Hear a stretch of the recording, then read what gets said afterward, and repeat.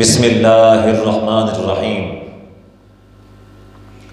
یا ایہا الذین آمنوا اذا قمتم الى الصلاة فاغسلوا وجوہکم وایدیکم الى المرافق وامسحوا برؤوسکم وارجلکم الى الکعبین۔ قرآن مجید کی سورہ المائدہ ہے اور اس سورت کی آیت نمبر 6 ہے۔ اللہ تعالیٰ کا ارشاد گرامی ہے، یا ایہا الذین آمنوا اذا قمتم الی الصلاۃ، کہ اے ایمان والو جب تم نماز کے لیے اٹھو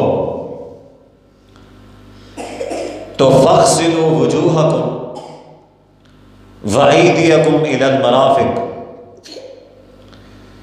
اپنے منہ کو اور اپنے ہاتھوں کو کوہنیوں تک دھو لیا کرو۔ وامسحوا برؤوسکم،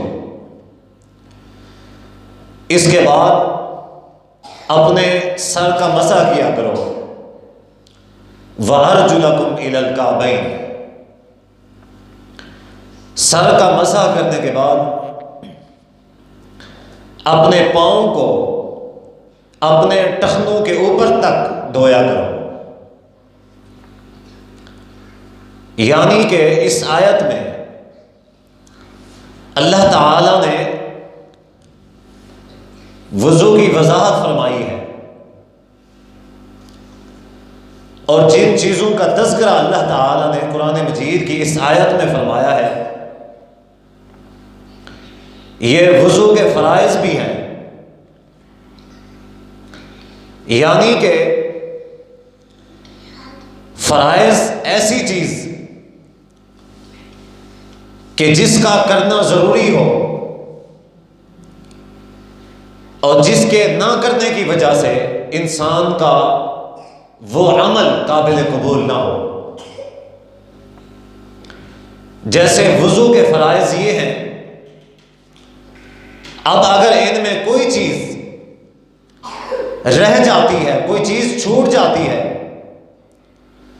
تو انسان کا وضو ناقص ہو جاتا ہے۔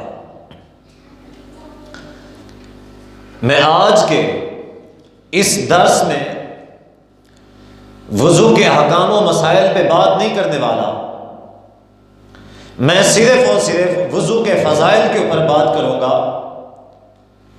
کہ آخر اللہ تعالیٰ نے یہ جو احکام ہمارے لیے نازل کیے ہیں، قرآن مجید پڑھنا ہے، اس سے پہلے وضو کرنا ہے، نماز پڑھنی ہے اس سے پہلے وضو کرنا ہے، بیت اللہ کا طواف کرنا ہے اس سے پہلے وضو کرنا ہے، آخر اس کی وجہ کیا ہے؟ اللہ تعالیٰ نے وضو کی اہمیت کیا ہے اور وضو کا فریضہ اللہ تعالیٰ نے ہماری ان عبادات کے ساتھ معلق کیوں رکھا ہے؟ ہم میں اکثر و بیشتر، بلکہ اگر میں یہ کہوں کہ کوئی بھی شخص یہ نہیں جانتا سوائے علماء کے، کوئی بھی شخص یہ نہیں جانتا کہ وضو ایک علیحدہ سے عبادت ہے۔ وضو ایک علیحدہ سے عبادت ہے، اگر میں یہ بات کہوں تو کوئی مبالغہ نہیں ہے، جبکہ ہم یہ سمجھتے ہیں کہ اگر ہم نے وضو نہ کیا تو نماز نہیں ہوگی، لہذا نماز کی وجہ سے ہم وضو کر رہے ہیں۔ قرآن مجید کی تلاوت کی ممانعت ہے، اسی ممانعت کو ملحوظ خاطر رکھتے ہوئے ہم وضو کرتے ہیں کہ چونکہ اللہ نے منع کیا ہے کہ بغیر وضو کے قرآن مجید کی تلاوت نہیں کرنی، تو مجبوراً ہم پھر وضو کرتے ہیں، حالانکہ وضو ایک علیحدہ سے عبادت ہے۔ بغیر نماز کے، بغیر قرآن مجید کی تلاوت کے یا بغیر کسی دوسری عبادت کے وضو کرنا عبادت اور باعث ثواب ہے۔ کئی ساری احادیث وارد ہوئی ہیں، جیسا کہ حدیث میں آتا ہے کہ نبی صلی اللہ علیہ وآلہ وسلم نے فرمایا کہ جو شخص رات کو سوتے ہوئے وضو کرتا ہے اور ایسا وضو کرتا ہے جیسا نماز کا وضو کرنا چاہیے، بستر پر جانے سے پہلے وہ نماز کے وضو کی طرح وضو کرتا ہے، پھر اپنے بستر کے اوپر جاتا ہے اور دائیں کروٹ پہ مسنون طریقے سے سوتا ہے، اللہ تعالیٰ کا ذکر کرتے ہوئے، نبی صلی اللہ علیہ وآلہ وسلم نے فرمایا کہ اللہ تعالیٰ اس شخص کے اوپر ایک نگران فرشتہ مقرر کر دیتا ہے، فرشتہ مقرر ہو جاتا ہے، وہ شخص سو رہا ہے، فرشتہ اس کے سرہانے اس کی نگرانی کر رہا ہے۔ یہ صحیح المسلم کی حدیث ہے۔ حدیث میں آتا ہے نبی صلی اللہ علیہ وآلہ وسلم نے فرمایا کہ جب اس شخص کی جاگ ہوتی ہے یا وہ کروٹ بدلتا ہے، فرشتہ اس کے لیے دعا کرتا ہے، یا اللہ اس پہ رحم فرما۔ فرشتہ اس کے لیے دعائیں کر رہا ہے جبکہ وہ اپنے بستر کے اوپر سکون سے لیٹا ہوا ہے، وہ پہلو بدلتا ہے، وہ کروٹ لیتا ہے، فرشتہ اس کے لیے دعا کرتا ہے، یا اللہ اس پہ رحم فرما۔ کیوں رحم فرما؟ کہ یا اللہ یہ تیرا بندہ اپنے بستر کے اوپر بحالت وضو سویا تھا۔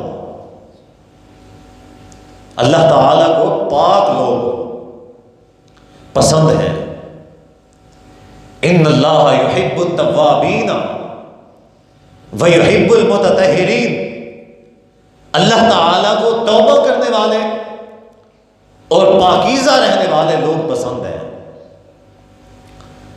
اور حدیث میں بھی ہے کہ صفائی نصف ایمان ہے۔ اب وہ شخص لیٹا ہوا ہے، فرشتہ اس کے حق میں دعا کر رہا ہے۔ نبی صلی اللہ علیہ وآلہ وسلم فرماتے ہیں کہ اگر وہ شخص اسی حالت میں، وضو کی حالت میں وہ بستر پہ گیا تھا، اسی رات اگر اس شخص کی موت ہو جاتی ہے، وہ شخص فوت ہو جاتا ہے، تو وہ شخص فطرت اسلام کے اوپر فوت ہوا ہے، اسلام کی فطرت کے اوپر۔ اللہ تعالیٰ ایسے شخص کو بخش دے گا۔ ایک اور روایت کے اندر آتا ہے کہ آپ نے فرمایا کہ اس حالت میں جو شخص فوت ہوتا ہے وہ سیدھا جنت میں جاتا ہے۔ وضو کو ہم نے معمولی چیز سمجھا ہوا ہے، ہم تو یہ سمجھتے ہیں کہ چونکہ نماز پڑھنی ہے تو لہٰذا وضو تو کرنا پڑے گا، حالانکہ وضو اس کے علاوہ عبادت ہے۔